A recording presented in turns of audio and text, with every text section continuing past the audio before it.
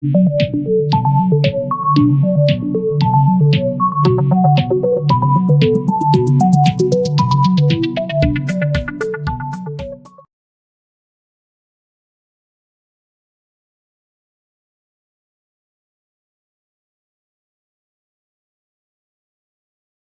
in your breakaways, you discussed what does it work mean when we talk about leadership and management development, and what are the problems we're solving? So who wants to give us some feedback about your discussions that you had?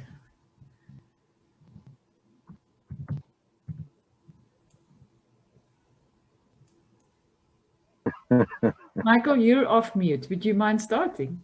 Yeah.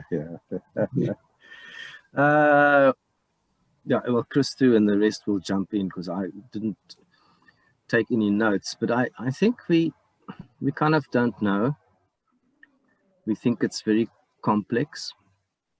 Topics that were discussed is that these things often appear as, you know, as tick boxes on HR lists, and companies do it because they think they're doing something.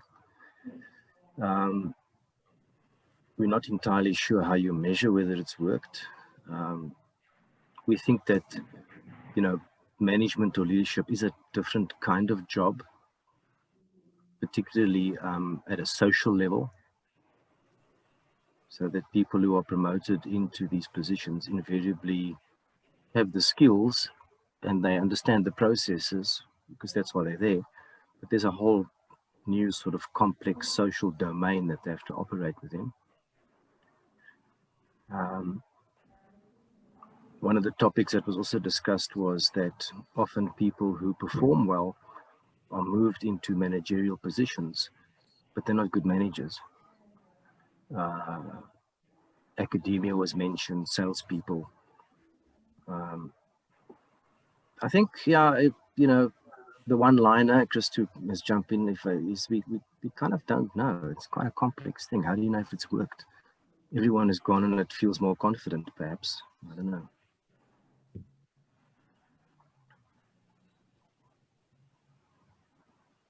End.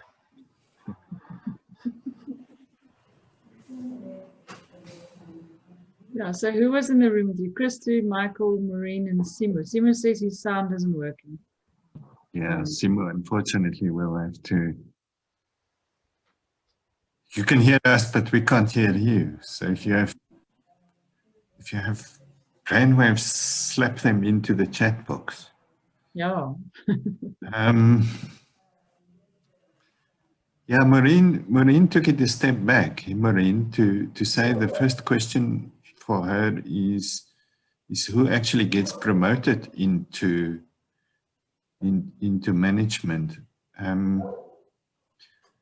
I guess the question for me is what is, you know, if you want to say it works, then we have to have some theory, some idea of what is the work of managers or leaders. What is it? What is their work?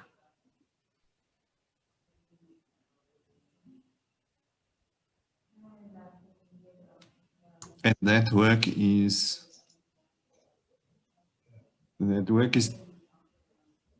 not, it's a broader kind of work than just the technical kind of work.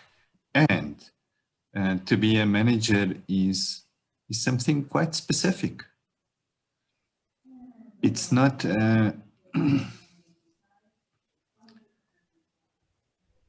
it's something different from being a lawyer or being an accountant or being a lecturer, or it's different from that. It requires something different. Your work is different. You have to do something different. And only if we can ask that question, can we start to ask, well, does it work? Does it work? Yeah, and I think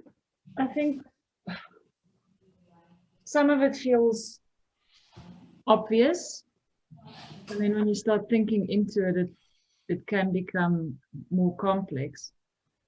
But we had a lovely example the other day.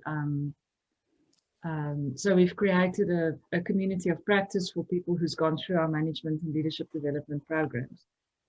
And the feedback we got from one of the managers there was the biggest takeout for him in our program that he attended was listen to understand rather than listen to respond.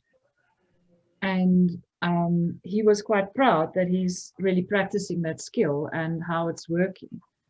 And his feedback was, and he's a warehouse manager, and his feedback was, it's amazing the conversations that they're having and the decisions that's being made together, instead of he makes the decisions and they must just fall in. And that even his manager noticed that his team of people are excited, and if a decision is made, they feel ownership and they do it. They're not against it. So suddenly change has become easier, or buy-in. The change term is something that almost happens more automatically. And that would not necessarily be in a job description. You are now a manager, so your team has to accept change better, or whatever it is. I guess some of it's quite abstract. Does your team perform well? Maybe that's a kind of a no. And the other group, what did you guys discuss? Who was there? We had quite an interesting conversation. Adele kicked off by saying she works in a corporate culture where measurement is everything. Not quite everything. And for those who don't know, I don't think I've got your job title quite right, Adele, but I think you head up the Leadership Academy stuff in your organization. And still intact. A role that she relishes for a variety of reasons, but this whole thing around measurement and pre and post. So we did spend a fair bit of time thinking about things that what is the pre and what is the post and what sits in the middle if you are trying to measure this thing.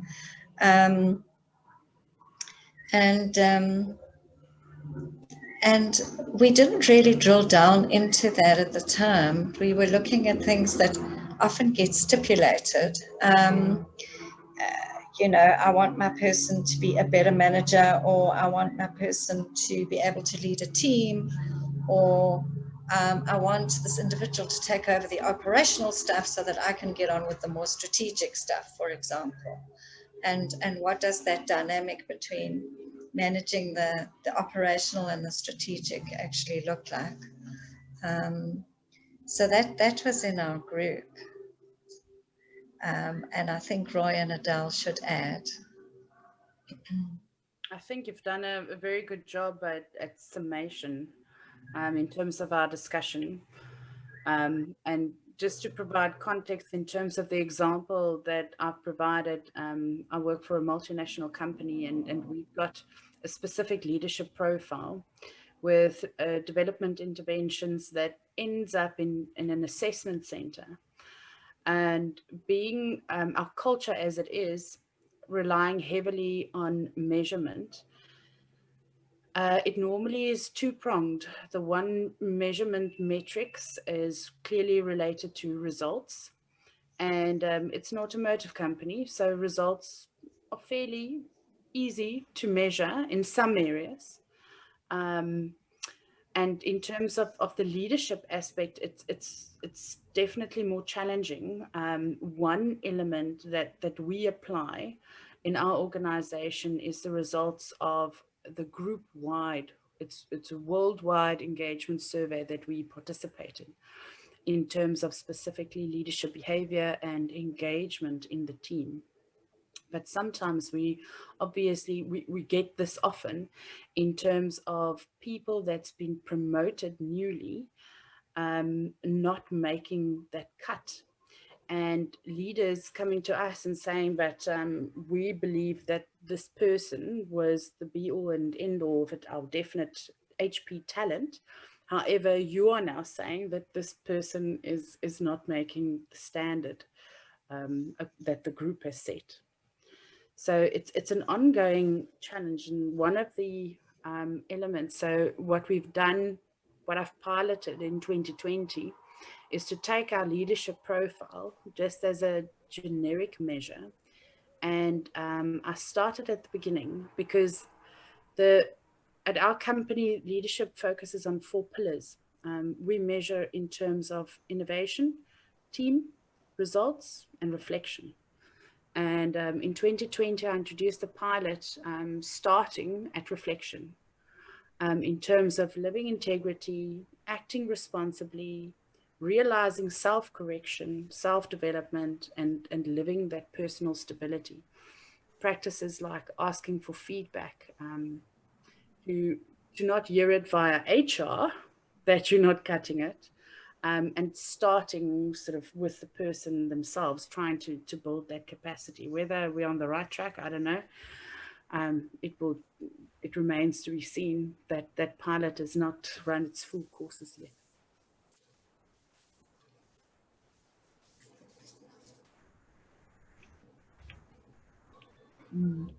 I guess it's interesting if you have these global standards that you have to measure that against. Is that something that's hard to deal with, being in the South African environment, being assessed against maybe European standards? I would say no, because the principles behind the standards are quite universal. Okay. I think in some instances in South Africa, I believe we have a slight advantage, specifically considering our diversity. Whether in other countries of our group, people are very much the same, and group think is a real challenge, specifically on the team pillar. Whereas I think in our environment, our diversity adds this richness, and possibly cultivating towards a better understanding of there are different ways of doing things and achieving results. You don't have to be exact carbon copies of one another in order to achieve the same, but it's ongoing.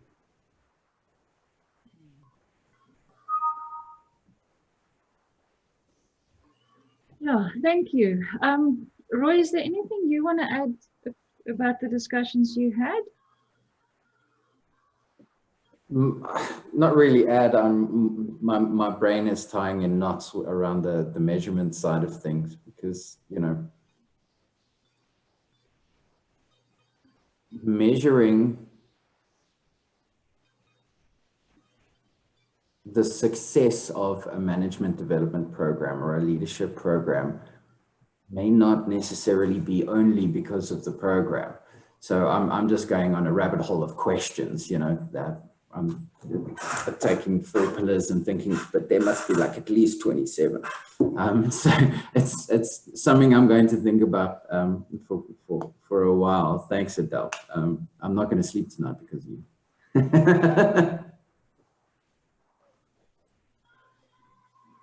Sure. The measurement question is so interesting.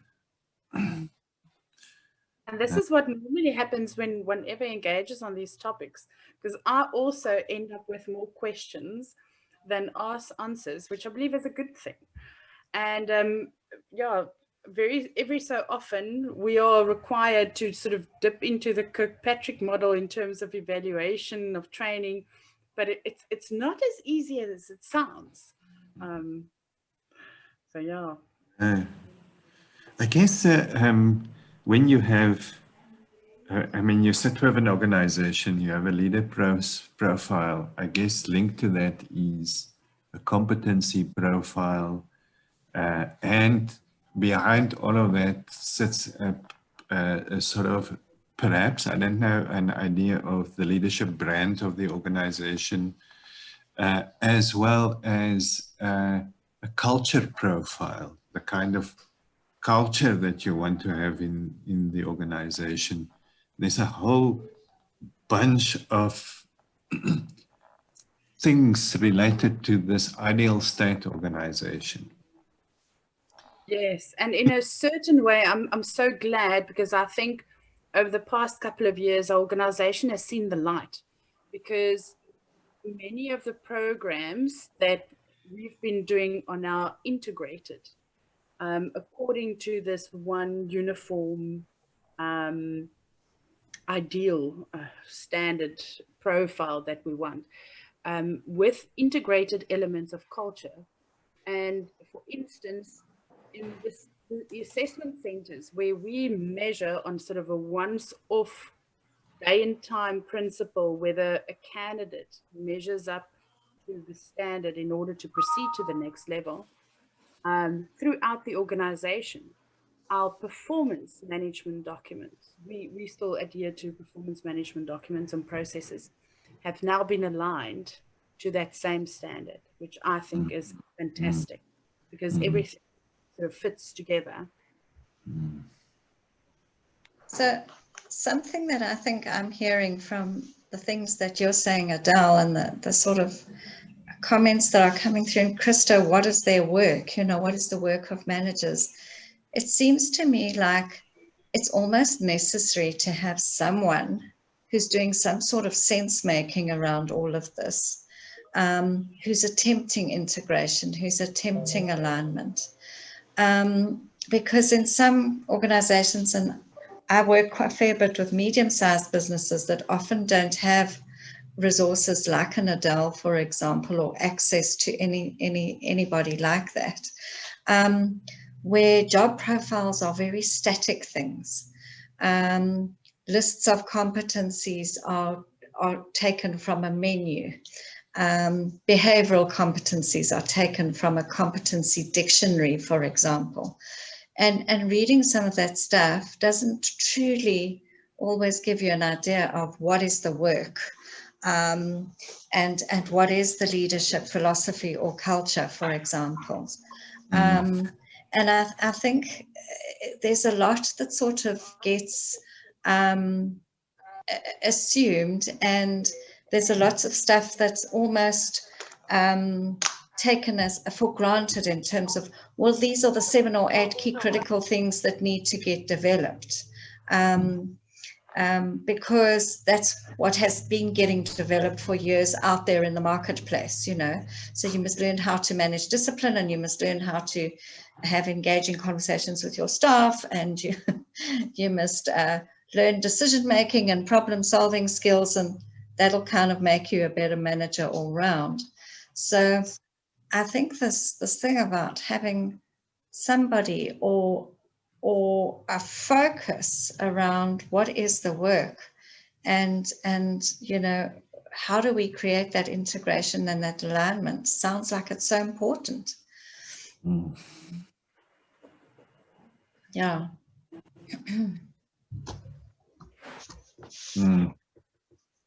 It's I mean, these organizations can have very specific expressions of what they want, and then at the same time there are these things that are kind of universal, that we work with. I mean, the work of a manager is, so I think by this time we probably have a kind of universal understanding of what that may be.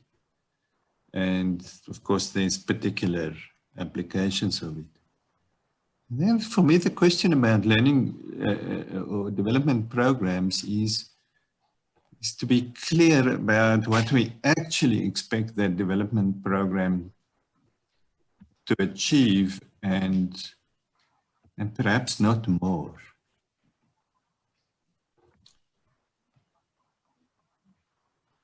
It's like the program is not going to improve your organization's performance. That's maybe unpalatable because, you know, as vendors of these kinds of programs, we'd love to say you're going to improve your performance. But, you know, we don't know what's going to happen to the world economy. Yeah, I was just thinking about the, you know, so if we're measuring, does it work? Are we taking into account context? You know, COVID being an extreme example, but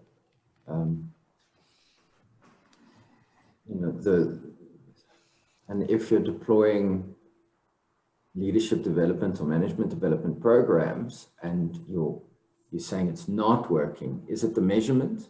Is it the context? Is it the program? Or have we quite clearly articulated what we're solving for so that we can understand what the work is and how to develop people into fulfilling that role and executing on that work? You see, a challenge that emerges for me is that we can see this profile of the manager or the leader and the work of the manager or the leader as something that's quite static, that's objective. It's something that's objective. We can give and we can set objective norms, etc. And then it becomes, if that works, then it becomes a very simple matter. You can just train people because it's no different from operating a machine because it's objective. But what we are working with is something that's much more complex, that requires not training, but development. And that means that somewhere in there, we have to have a theory of development. Christo, I've been on 4 excos of 4 corporates, been on numerous leadership programs, and not one of them addressed, in my view, what needed to be addressed, and what has contributed to success or lack thereof at that level of management have been social issues, social interaction issues, politics, culture, engagement tactics, what I last time referred to as reading the room. When they make me the marketing manager, I know how to drive a pipeline. That's how I got there in the first place. So regurgitating that to me doesn't help me. How to try and motivate, equip, manage, and guide a bunch of psychobiological units that report to me who don't actually want to be there. This is the challenge. How to look the CEO in the eye and say, look, I don't agree with you, and not feel that this is some kind of career limiting statement. These are my challenges. And the programs not only don't go there, they pretend these things don't exist. Yet, I'm going to be measured as a result of this intervention. Bit of a rant, but that's where I'm at. I'm no longer in a corporate, but that was my experience. And intervention, what are we intervening in? Yeah. And who are we intervening on?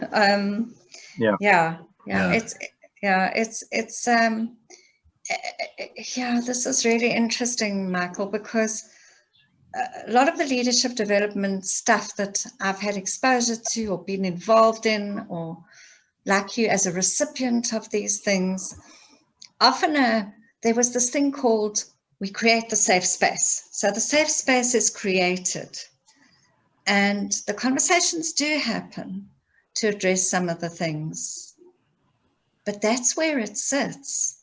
And for me, the big mystery is, how do we move out of the safe space and into the real space? Because there seems to be a huge amount of disconnect for me in terms of the safe space conversations, and everybody sits there nodding and yeah. I mean, I've lain on the floor next to senior executives who fell asleep next to me, and it was all so wonderful, and we all made ourselves terribly vulnerable along the way, and everybody felt that they had, you know, a deeper understanding of one another.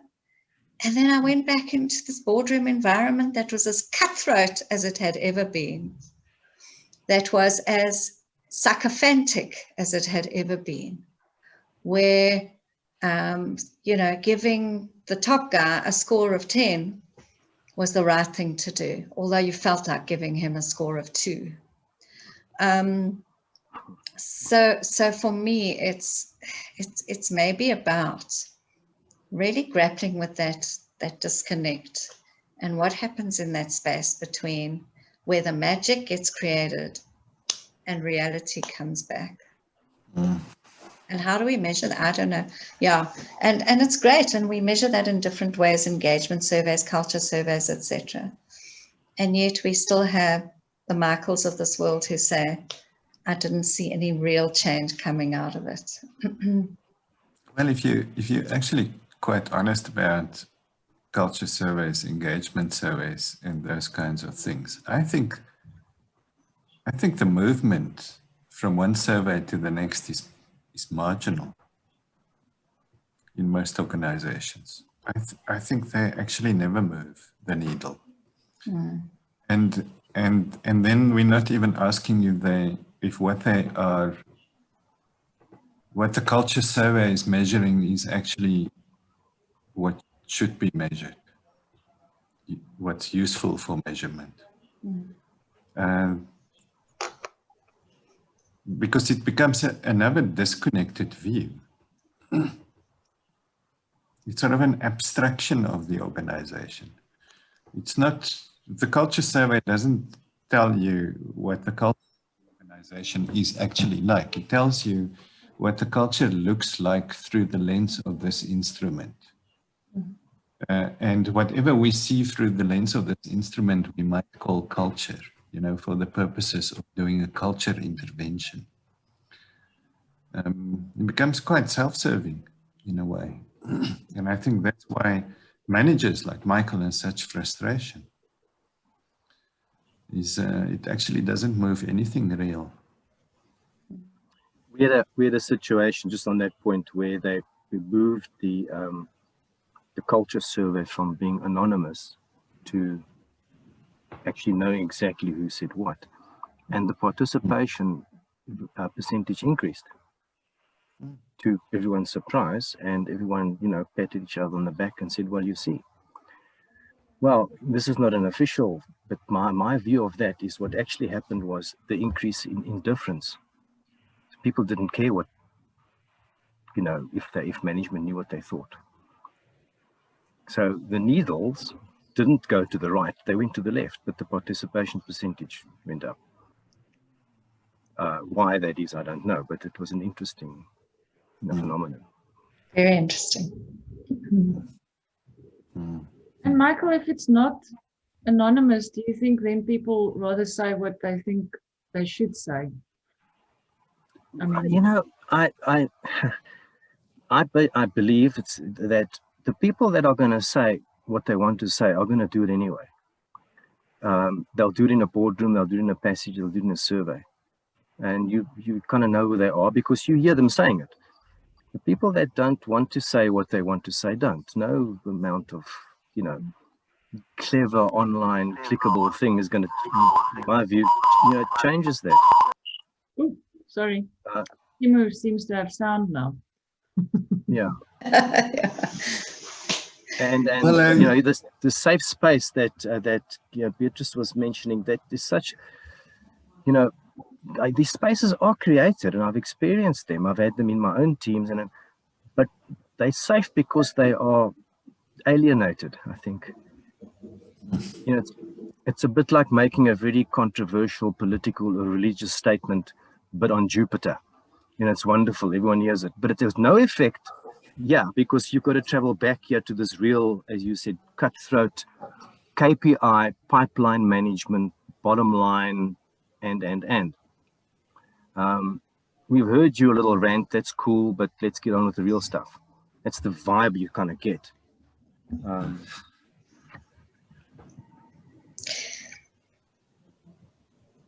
So there's something for me about, there's a very practical side to what is the work, what is the problem that these management programs seek to solve, for example.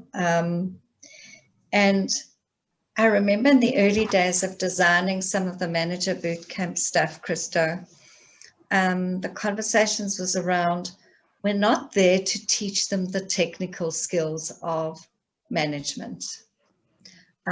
Sure, there'll be headlines around things like, managing the discipline, or having the tough conversations, or managing performance in your organization, but it's not to teach you the nitty-gritties of the process. It's not to teach you the nitty-gritties of the procedures and what happens in terms of that. So it takes me back to how, as an organization, Worldsview chose to position what it was doing. This is not about the technical, it's about something more than that. And just help me out here, because what was the more than that? Well, that's a fascinating question, because when we got the request for a program for new managers, it was clear to us that the core principles of 9 Conversations in Leadership will be the guiding principles of this program. And I can dig at those principles in many ways. One of them is that we work with in 9 Conversations, the idea is that we work not so much with the individual leader, but with leadership, with the group, with a collective of leaders. And the only transformation that can happen is what happens in that collective. And that transformation can only happen if they engage with each other with what is actual, not what is abstract or theoretical or generic. Generic is the other word for that. They must engage with what is actual, and then that engagement itself needs to be a conversational engagement. We, as the facilitators, or whoever the facilitators may be, don't presume to bring the answers into that space. I can't walk into an organization and tell people how they must manage this organization. It would be supreme arrogance. But I can, as a facilitator with a program like the Bootcamp or 9 Conversations or whatever, go into an organization and let's say, you guys say vision is important, right? Everyone believes vision is important, like vision, vision, vision, vision. Everyone is always on about vision. Let's talk about vision. What is this vision? What does the other people in the business think about this vision? How do you communicate this thing? How do you even agree with each other about this thing? How does it affect how you perform your day-to-day stuff? And bring out 2 things. I think the one is where is the agreement? And agreement is always, I think, dangerous, because there's like serious elements of groupthink and shadow in agreement, and really bring out the interesting points of divergence. So as much as we would like the organization to converge towards this single culture, I think there's great value in bringing in the actual diversity that are there in the views, and then not to resolve it, but to hold that and to talk about that, and to on the basis of that figure out, okay, what are we actually going to do? What are the actual practices that we want to hold ourselves to that. And then I think what lies under all of this is a developmental theory. And the developmental theory says that you have to shift your center of gravity somehow. If you come into the, and now I'm bringing in some ideas from maturity theory, which wasn't even there when we designed it, but I do think what we did was quite consonant with maturity theory and that kind of developmental theory, is that if you become a manager, you have to develop your capacity to see more, to see differently. You have to see the organizational system. You have to see the organizational world. You have to see all of these sort of like standard concepts, you know, vision, strategy, alignment, community, blah, blah, blah, you know, all of these million things. You have to see where those things sit in the organization, and you have to see that. And you have to be able to engage, and that's the organization, that's quite abstract. And then you have to be able to engage with actual people in this space. So all sorts of things happen. You know, you have to get the best out of the team. You have to be able to communicate with your own managers, and you have to be able to, you know, be a social being inside this. So all of those elements, you need to grow in that. Mm-hmm. Individual leader, but you can't just grow as an individual. You grow as an individual always within a context, and not only within a context, within a collective. And it's bringing all of those things together that that I would say informed it for us. Thank you, Christo. And a whole lot of other things, but I think things that are top of my mind. You know, it's head, heart, hands. Why do we use head, heart, hands? Well, not just knowledge. Head is seeing. Heart, not just values, but yes, values on the wall, all of that stuff. No, actually, how do you really feel? And not just hands, not just skills, but what do you actually do? What decision do you actually make in the moment? That needs to be there. So you need to if you grow into a place where you this is my thing. If you go into a management role, you have a different kind of responsibility. It's a bigger responsibility, for lack of a better word, bigger. And because it's a bigger responsibility, you have to make your own agency has to be bigger.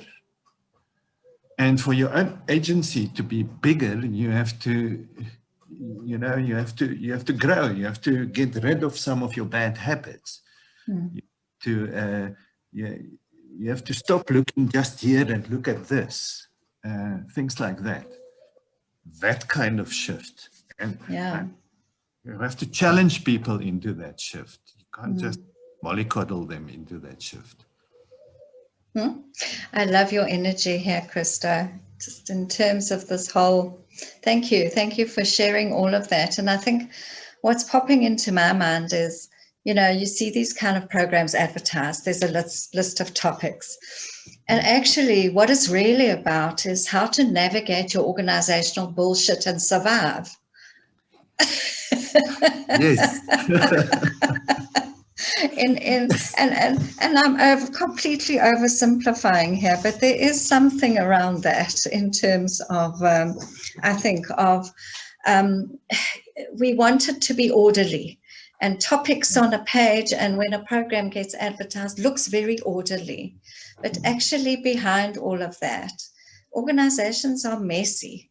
And how do I say I'm now in this kind of leading of others and leading myself and stepping up to the plate and reading the room? I'm in that kind of role now. And how do I just navigate my organizational reality?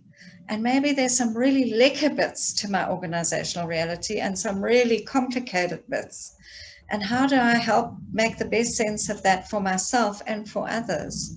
And navigate through some of that. And all the technical bits and pieces, I've got other people in the organization that can help me kind of achieve that. So thank you, Christo. Certainly for me, it's kind of helped, just, I don't know, just help reformulate what it is that we're trying to put out there. And what does it works mean? How would I measure that? How would I measure the success of the intervention as you've positioned it? I need to think about that. I don't have a ready answer right now. Well, it's interesting. Colleagues of us they measure maturity, which is measured qualitatively. It can't be measured quantitatively. Measure that and then measure the shift in maturity. And I've seen some significant. I would venture that we could from this kind of intervention expect to see a shift in maturity. And then, of course, we will be clear about how we define what we mean by maturity. But no, this is the thing. How it's very subtle things. It is, how do you get more real? If you want a manager, you want the managers to get real. Real doesn't mean you want them to get like hard, only numbers focused, because that's not real. That's another delusion. So can I say what I've been hearing? And it makes me think of what Simo typed in the chat there as well. So often people are promoted because they're really good at what they're doing. Like Michael said, I can really fill the pipeline. I understand that kind of thing. And often without realizing that the normally fluffy, not so important, soft, looking after people stuff is now very important as well. And for us, it kind of feels, but how can you not know that? But we come from an HROD, L&D type of view. We think that is super important because that's where we play. It's our sweet spot. It's where we love helping people and developing. But for most people, it's like, okay, so I'm really good at what I do, so I got promoted. So it's almost in those programs that the realization that this is now your role, this is now your responsibility, and how important that is, and how it cannot just be overlooked, and you can't just get caught up in the busyness. So it's almost that click that I sometimes see that needs to happen, and even in 9 conversations where I've worked with senior teams. That they say sometimes, oh my goodness, I used to know this first when I became a manager 20 years ago, and I've just not allowed myself to pay that any attention because it's busy, it's operations, it's performance, it's driving numbers, and I've started forgetting it or ignoring it on purpose. So sometimes it's a reminder, sometimes it's okay, this is a new thing. So that on the one hand. Well, and then the other thing I want to talk about is this agency thing, but I think maybe let's just stay there for a second. It's you now look after people. And for a lot of people that is scary, and it might not even be something they ever wanted to do. It doesn't come naturally. And I'm not saying people can't, because we had this discussion the other day that, people come from social stuff. They have friends and families, and they've been operating in a community and maybe a church and whatever their whole life. but managing other people is a step that it's almost like a wake-up call is needed. And I sometimes think the way we do the safe space, Beatrice, to have those conversations, to almost get those pennies to drop that, oh my goodness, I didn't realize I have this responsibility now. And to create the space to figure out what that means is maybe a first step. Mm. But then, like you say, then the developmental theory or philosophy that lies underneath that of how do I do that? Because it's almost not a skill, but it's a, maybe you can practice that. Once you've got awareness, start practicing.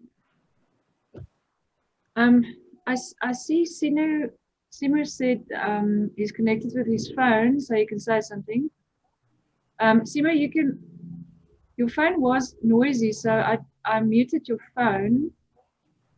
You should be able to unmute it.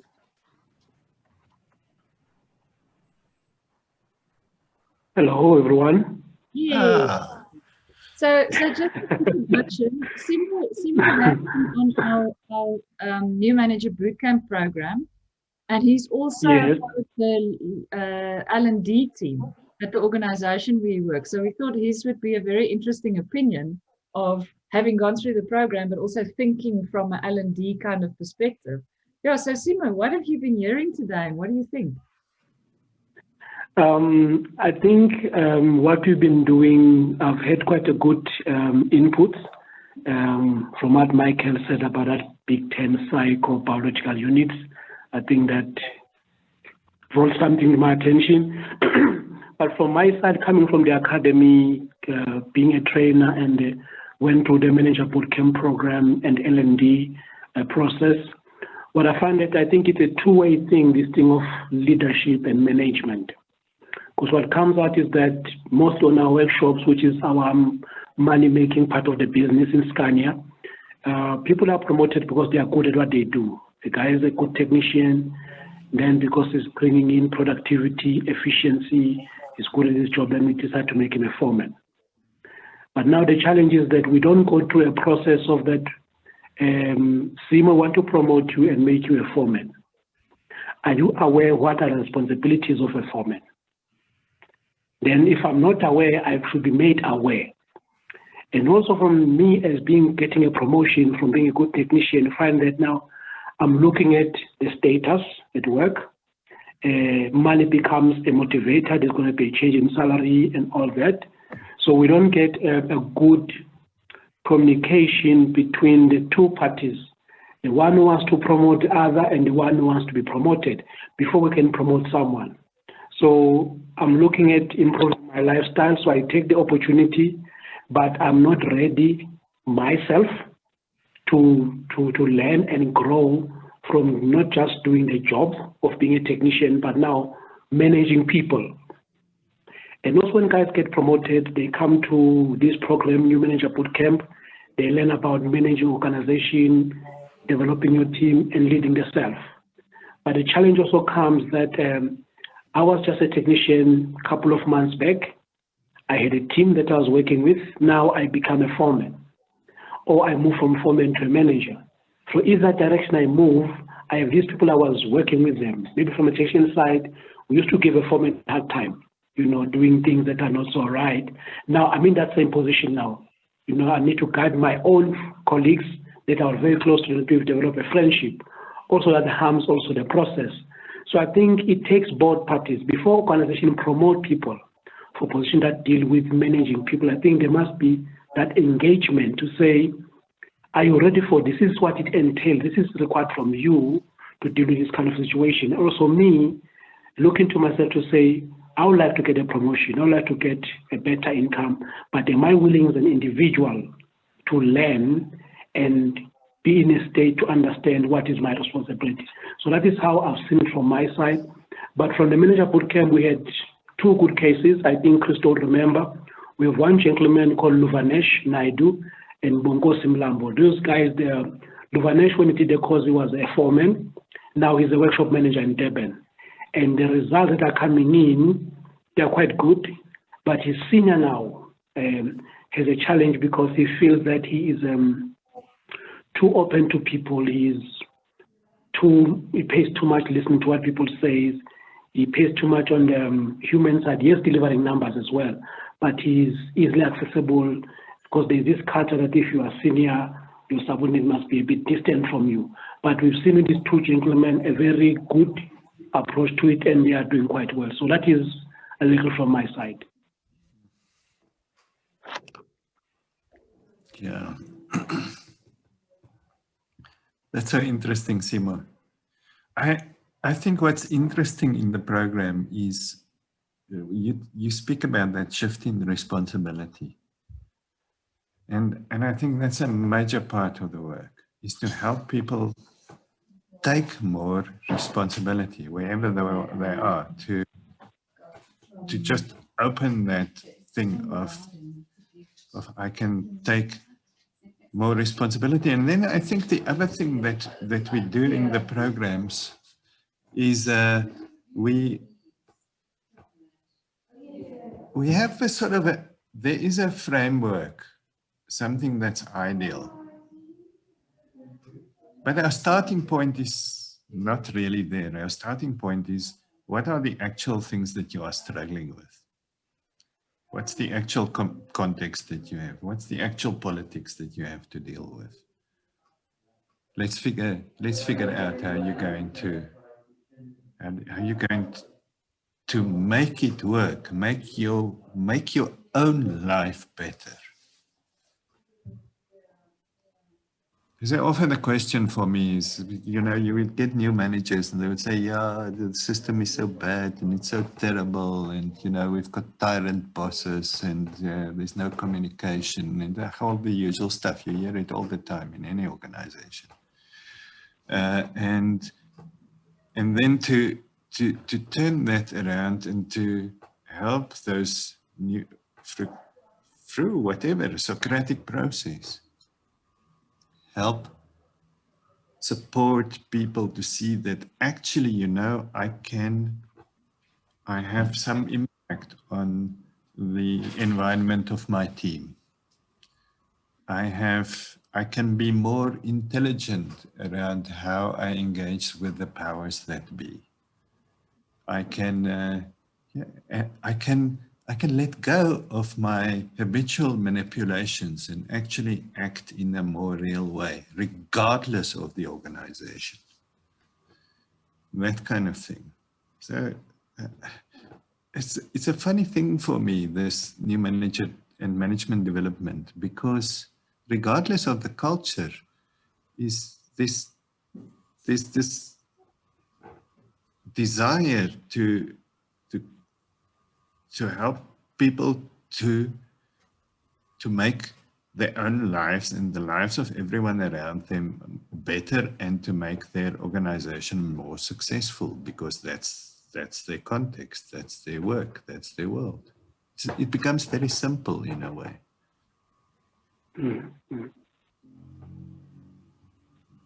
I think for any program, regardless of the company of that nature, to work, it's got to be credible. And for me, for it to be credible, it's got to be open and honest. I haven't heard the word honesty once this morning. And so perhaps it's not leadership training, it's spill the beans training, where we open the box and we get to see what's in the box actually, and how you expect it to operate and to function and to engage and to motivate, equip and lead and all the rest of it in this box. Because up until then, you haven't really seen in the box. You've been at the receiving end of a KPA and a KPR and a KPI valuation that comes from the box. Now we get to open that box. You can't manage what's in the box if I don't let you in the box.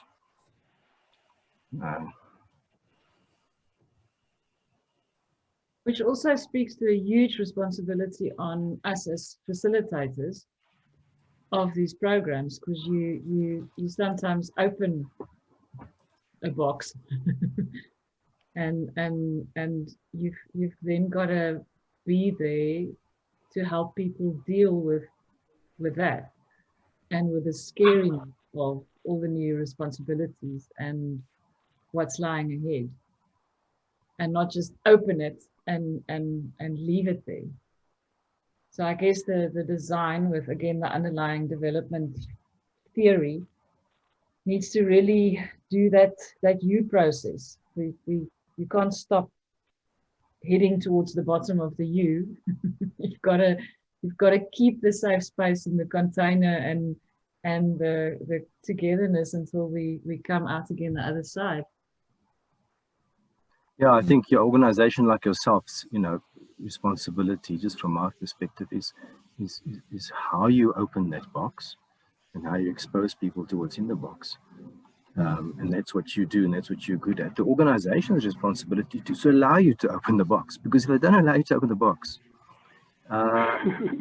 we're skirting, we're dealing with, with symptoms, and we're dealing with effects, and we're not addressing causes. And I don't mean that in a negative way. The causes could be quite positive, but then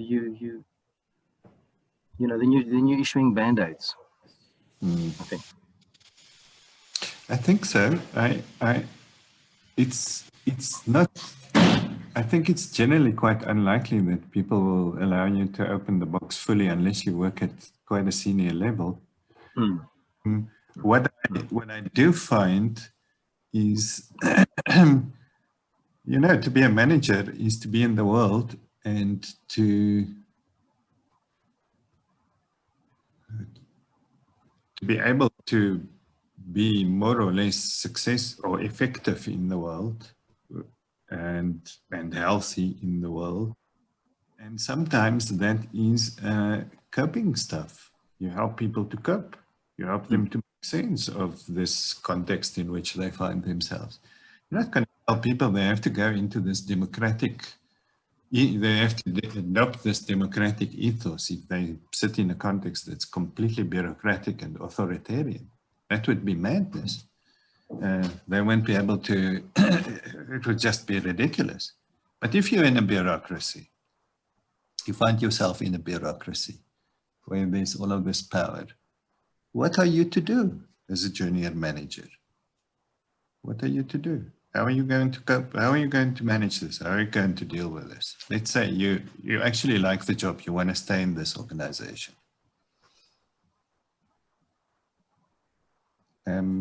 So it's, I don't know if it's, so I hear that sometimes it is a bit of a band-aid, but it depends on a band-aid from what perspective. Yeah, I mean, I'm very aware of time. We've actually run out of time. So maybe just to try and, so if we think of what now, I don't know what to say about what now. But what I've heard of today is that there's something about that. I am the technical specialist. It's okay. Don't teach me those things. Teach me the new thing, the new social level that I operate on, the new responsibilities that I have, the bigger responsibilities, the more stuff I have to see and let into my world to be able to step into this new role. And definitely something in there about help me have more agency. And if we simplify that to just say, help me have a voice, and maybe help me figure out where that voice can play, because we cannot, like you just said, Chris, to say to people, go completely democratic and do whatever you want in a bureaucratic. So it's almost, and that's where the context thing is so important for me, where we say, what does good leadership look like in your organization, not according to the management books? And then let's help you kind of ease into that position. I don't want to say mold, because it's also not that. We don't want to like put people into a shape so that they now fit into this hole. They are square now round.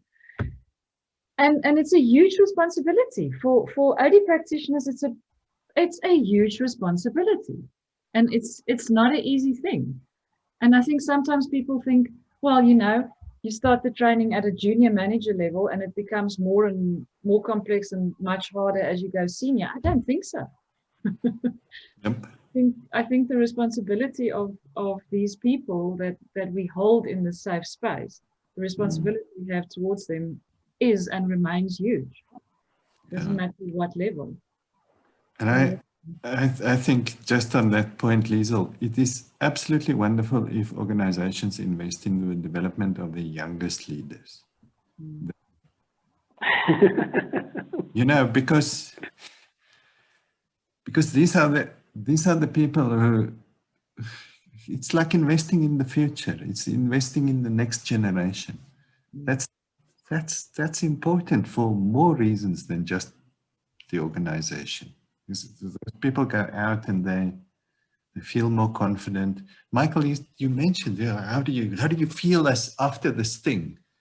Right at the start, how do you feel? I think that's for me a big measure. How do you feel? How's your home relationships? Did your relationships with your children improve?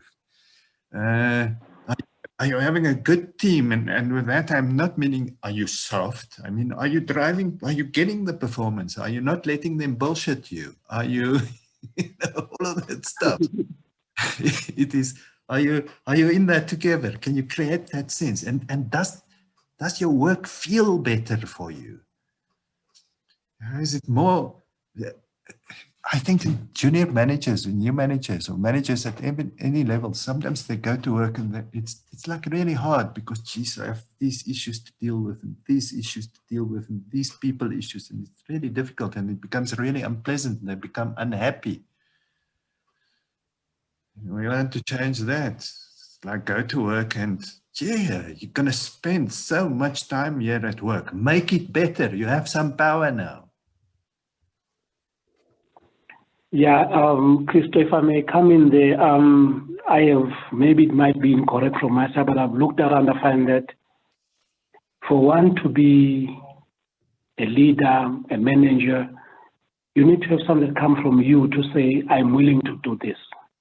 And find ways and means that will help you to better yourself, because you need not just to learn from within the organization and but you need to try in your personal space to improve yourself, try to work more on yourself, because when I look at management and leadership, management is skill-based, it's more of a hard skill, that you can measure and get productivity and efficiency and bring in the KPIs. When you look at the leadership side of things, it's more of a soft skill, which is in the business, is not easily measured because it goes about more of a mental space and how people feel about doing certain things, working for you or being led by you. And also you said something very interesting about developing youngsters. But there's this conflict now. The younger generation, we call them the millennials.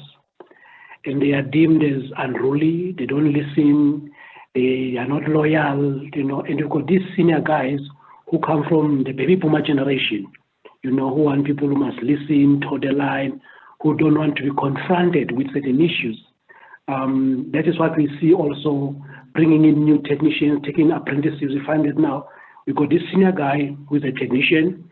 He's not so into technology and all that. And we've got this youngster who's coming in as an apprentice.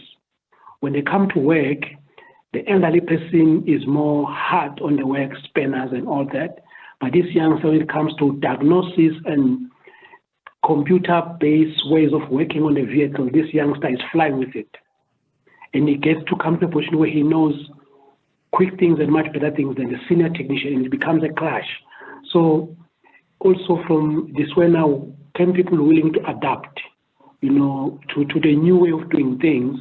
That's what I see in my organization, that the youngsters are there, they are willing to learn, but the older guys, they feel they are spoiled, they talk too much, they complain, they want things to happen easy for them. We had it hard and all sort of things. So that is what I see as well. But when it comes to be a manager, and that I still strongly feel, are you willing as an individual to learn new things and unlearn the old way of doing things, that you can become in a position to deal with people, because you were just working on a truck or a bus, but now you need to have a person that you need to guide to do what you are good at that you used to do before. Then it becomes a conflict, because one manager sees that, hey, this guy is taking long, let me show how it is done. And then he leaves his responsibility on the other side.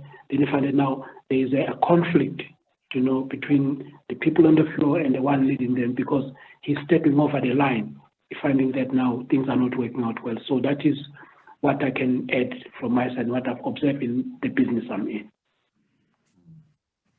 Yeah. May I add something? Yeah, Michael, we're out of time. So I just want to finish.